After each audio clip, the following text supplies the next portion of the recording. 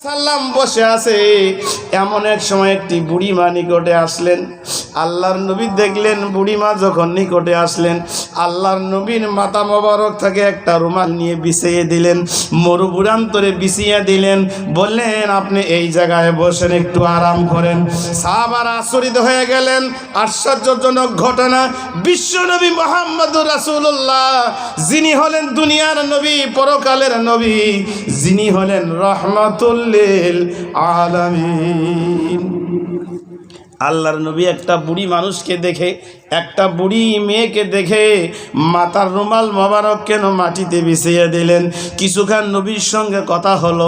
বুড়ি মাটা যখন চলে গেলেন, সাহাবারা প্রশ্ন করলেন, বাবারা আমার খেয়াল করুন, মা কি জিনিস?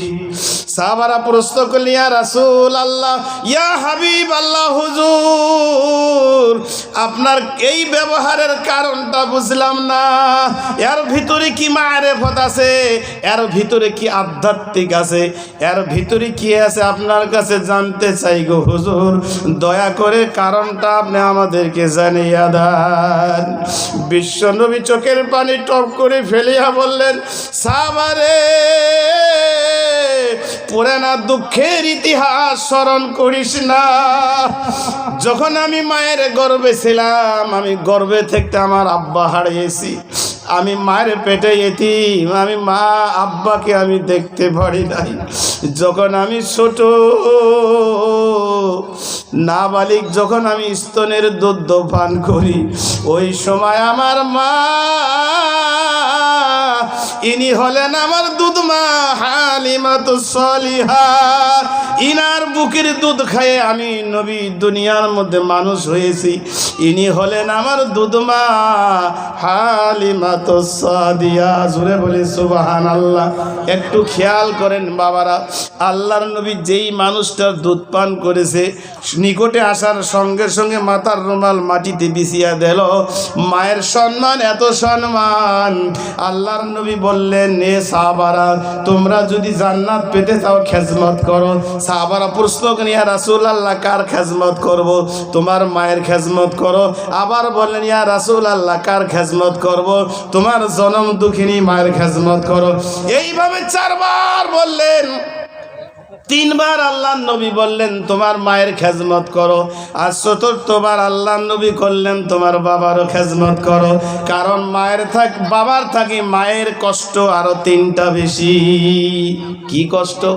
এক নম্বর 10 মাস 10.5 বার গর্ভ ধারণ করে, কথা ঠিক না? 2 নম্বর কষ্ট হলো যখন প্রসব করে, যখন ডেলিভারি হয়। 3 নম্বর কষ্ট হলো আল্লাহ রাব্বুল আলামিন জানাই দিয়েছে, ওয়াফিসালুহু সালাসুনা শাহরা। আল্লাহু আকবার বলেন। আল্লাহ পাক বলে, বান্দা দীর্ঘ 30 মাস তোমার মায়ের স্তনের দুধ তুমি পান করেছো। কত মাস? দীর্ঘ 30 মাস। এই 30 মাস পর্যন্ত তোমার মায়ের বুকের দুধ তুমি খেয়েছো, তোমার মায়ের বুকে তুমি পেশাব পায়খানা করেছো। তোমার মা কোনোদিন ঘৃণা বোধ করে নাই। তোমার মা খানায় বসে গেছে, তুমি রাত করে পায়খানা করে দিয়েছো। মা জানে খানা খায়। তুমি যখন পায়খানা করেছো, মা কোনোদিন দুরুসাই করলো না। জনম দুঃখিনীর মায়ের অন্তরে আল্লাহ পাক এত প্রেম, এত মহাব্বত, এত ভালোবাসা পয়দা করে দিলেন। তোমার রাত পায়খানাও মা জানের কাছে শোনা। আল্লাহু আকবার বলেন। এত কুসুর মধ্যে পায়খানা, আরেক বাম হাত দিয়া নিয়ে আসে কোলে, আবার ডান হাত দিয়া খানা খাইতেছে। 1 নলা মুখে দেওয়ার পরে মা জানে অনুভব হলো আমার সোনা পায়খানায় পড়ে আছে, আমি আর খানা খাবো না। অমনি খানার থালা ধুয়ে দিয়ে আপনাকে নিয়ে পেশাব পায়খানা যে জায়গায় করা, ওই জায়গায় সাফা করাইলেন, কলের পারে নিয়ে সাফা করাইলেন, পুনরায় খাবেন। মা জানে আর খানা বসে না। কেন বসে না রে সোনা? ইতিহাস সাক্ষী দেয় রে বাবা। মা জানে বলে, আমি যদি খানায় বসে যাই, আমার সোনা পায়খানা করলো, পেটটা খালি হয়ে গেছে, আমি খানায় বসলে আমার সোনাটা দুঃখ পাবে। না না না, খানা অমনে ঢেকে রেখে মা জানে বসে তোমাকে স্তনের দুগ্ধ পান করায়। কথা ঠিক না বাবা? আওয়াজ দিয়ে বলেন কথা ঠিক না? এই জনম দুঃখিনী মা কেমন করে ভুলে যায়। সোনারে, যদি জান্নাত পেতে চাই রে সোনা, ওই মা জানাকে কখনো যেন না খুশ না করি। মা হলো, বাবা হলো জান্নাত পাওয়ার একটা মাধ্যম। জান্নাত পাওয়ার একটা মাধ্যম হলো মা ও বাবা। বাবা হলো তিনটা মর্যাদার পরে, কারণ এই তিনটা কষ্ট, যে কষ্ট জীবন যাওয়া কষ্ট। আজকে একটা চাচা আমার সঙ্গে গল্প করলেন যে আমার হলো তিনটা বোন। কয়টা বোন? তিনটা বোন। হুজুর আফসোস হয়, তিনটা বোন আমার পেটে বাচ্চা নিয়ে ডেলিভারির সময় ইন্তেকাল করেছে। এটা আমার বুকে এখনো ব্যথা। তিনটা বোন আমার, যখন বাচ্চা মায়ের বোনের পেট থেকে দুনিয়াতে আসবে, আমার বোনটাও ইন্তেকাল করেছে, বাচ্চাটাও ইন্তেকাল করেছে। দুঃখের বিষয়। একবার দিমাগ দিয়া চিন্তা করেন। আল্লাহ বলে খালাকাল ইনসান আল্লামাহুল বায়ান, সূরা রহমান খুলে দেখেন। আল্লাহ পাক বলে বান্দা মানব সৃষ্টি করেছি আমি, সুন্দর করে মানুষ সৃষ্টি করেছি আমি। খালাকাল ইনসান, মানুষকে কথা বলার, কথা কন্ট্রোল করার, ক্যাপচার করার, দিমাগ দিয়ে কথা ঘোরানোর সমস্ত ক্ষমতা দিয়েছি আমি আল্লাহ। সুবহানাল্লাহ বলেন। আল্লাহ পাক বলে বাপজান, তোমাকে যে আমি ব্রেন দিয়েছি, যেই ব্রেনের দ্বারায়, যেই দিমাগের দ্বারায় তুমি কথাকে কন্ট্রোল করতে পারো, আমি মানুষের এমন একটা মেমোরি দিয়েছি, 60, 70, 80 বছর দুনিয়াতে জীবিত থাকে, অগণন কথা মানুষে শোনে। এই মেমোরি কোনোদিন ফুল হয় না। কথা ঠিক কি বেঠিক?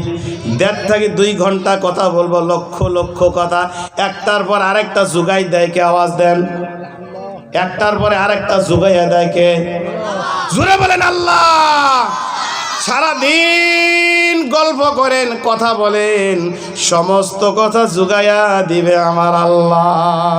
আল্লাহ বলে বান্দা, তোমার মাথার মধ্যে আমি এমন একটা মেমোরি দিছি, এই মেমোরি কোনোদিন ফুল হয় না, ফুল হয় না।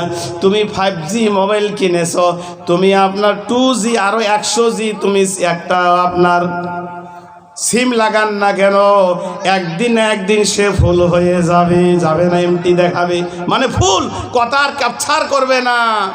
কিন্তু আল্লাহ পাক যে আপনাকে আমাকে একটা মেমোরি দিয়েছে, এটা কোনোদিন ফুল হয় না। সুবহানাল্লাহ বলেন। আল্লাহ পাক বলে বান্দা, আমি যে তোমার মেমোরি দিয়েছি, জ্ঞান দিয়েছি, এই জ্ঞান সম্পর্কে আমি কিয়ামতের ময়দানে তোমাকে প্রশ্ন করব। বান্দা, আমি তোমাকে এত সুন্দর দিমাগ দিয়েছি, তুমি তার বিনিময়ে আমার কি করেছো? আজকে হিসাব মিলাও। সেদিন আল্লাহর দরবারে জবাব দিতে হবে।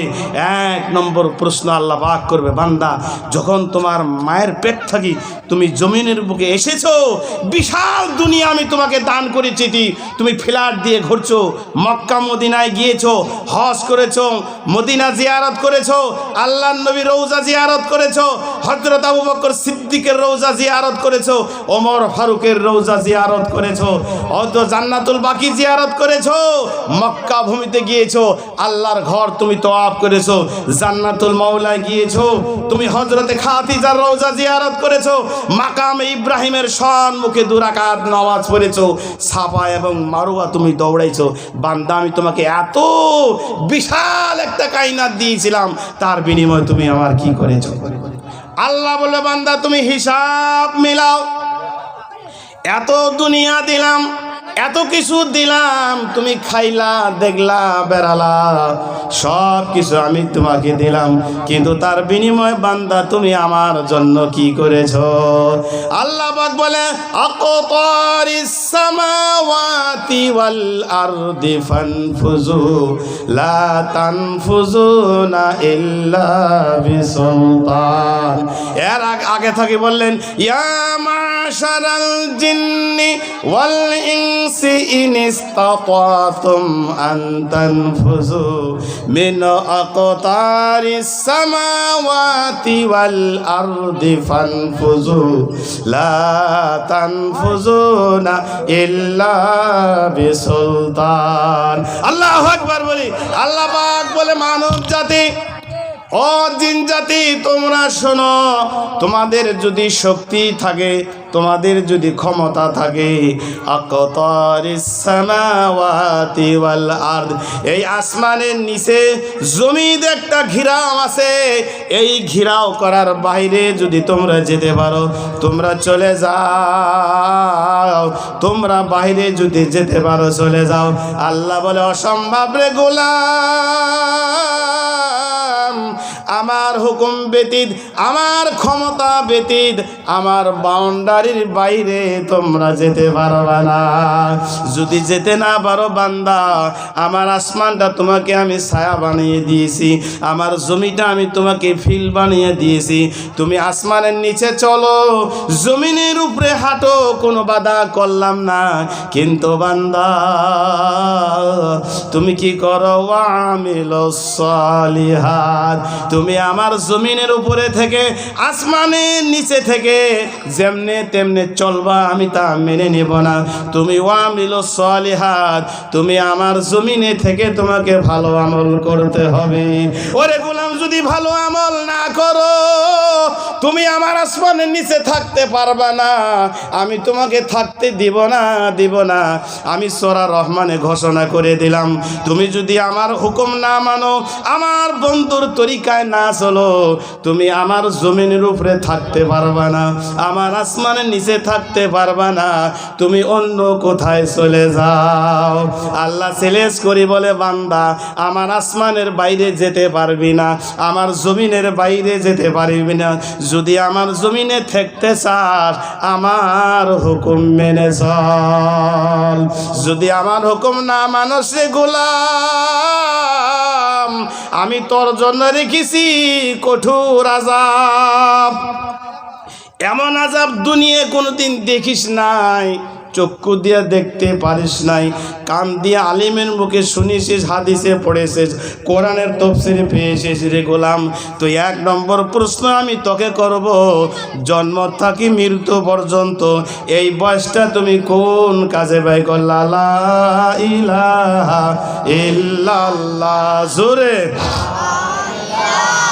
মোহাব্বতে লা ইলাহা আরো জোরে লা ইলাহা আওয়াজ দিয়া লা ইলাহা ইল্লাল্লাহ লা ইলাহা মন চায় যাব আমি মদিনায় নাই যে আমার টাকা পয়সা নাই যে আমার টাকা পয়সা কেমনে যাব মদিনায় নাই যে আমার টাকা পয়সা কেমনে যাব মদিনায় পাখি যদি হইতাম আমি যাইতাম আমি উড়িয়া নবীজিকে বলেন নবীজিকে সালাম করতাম রওজার পাশে দাঁড়াইয়া লা ইলাহা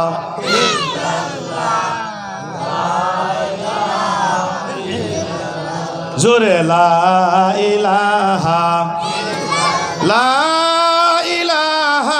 ইল্লাল্লাহ মুহাম্মাদুর রাসূলুল্লাহ সকলে বলে সাল্লাল্লাহু আলাইহি ওয়াসাল্লাম জামানা বকহল রাহাতা নেহি গুজস্তা জমানা ফের আতা নেহি শেখ সাদি রহমতুল্লাহ আলাইহি শেরের মধ্যে জানিয়ে দিলেন মানুষের সময়টা এক সমান যায় না রে সোনা যে সময় চলে যায় ওই সময় আর কখনো ফিরে আসে না কথা বুঝেছে বাবা আমার বাপ জানেরা, যেই সময়টা চলে যায় রে বাবা, ওই সময়টা আর কখনো ফিরে আসে না।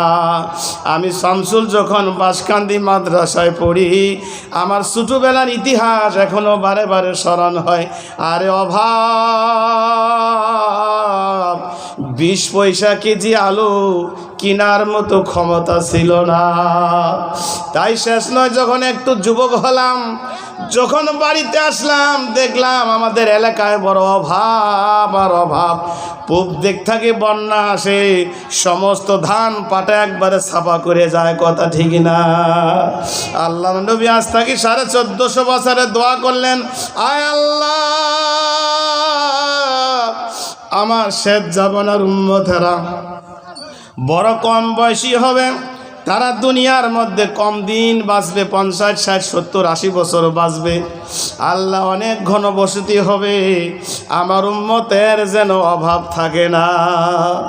আল্লাহ বলে, বন্ধু, আপনার দোয়াটা আমি কবুল করে নিলাম। সুবহানাল্লাহ। আবার আল্লাহর নবী দোয়া করলেন, আয় আল্লাহ, আমার উম্মতের যেন গরিবানা থাকে না। আল্লাহ বললেন, আয় আমার বন্ধু, আপনার উম্মত দুনিয়ার মধ্যে যত বাড়বে, তারা ধনী ততই হতে থাকবে। সুবহানাল্লাহ। আমাদের বাপ চাচারা যা করতে পারে নাই, আমার বাপ চাচারা বাড়িতে পাকা ঘর দিতে পারে নাই, আজকে আমাদের নাতি নুসারা পাকা ঘর দিতেছে। কথা ঠিক কি বেঠিক? বিশ্বনবী 3টা দোয়া করলেন, 2টা দোয়া আল্লাহ কবুল করে নিলেন, 1টা দোয়া আল্লাহ কবুল করলেন না। 3 নম্বর দোয়া করলেন, আয় আল্লাহ, আমার উম্মত বড় ধনী হবে, আমার উম্মত বড় জ্ঞানী হবে, আমার উম্মত বড় বুদ্ধিজীবী হবে গো। আয় আল্লাহ, আমার উম্মতর মধ্যে যেন হিংসা কিনা থাকে না। আল্লাহ বলবে, বন্ধু, আমি এই দোয়াটা কবুল করতে পারলাম না। আজকে মানুষ যত ধনী হয়েছে, হিংসে তত বাড়ছে। কথা ঠিক না? ভাই ভাই হিংসে, কয় কে রে, ওই ধনী হয় কি করি রে?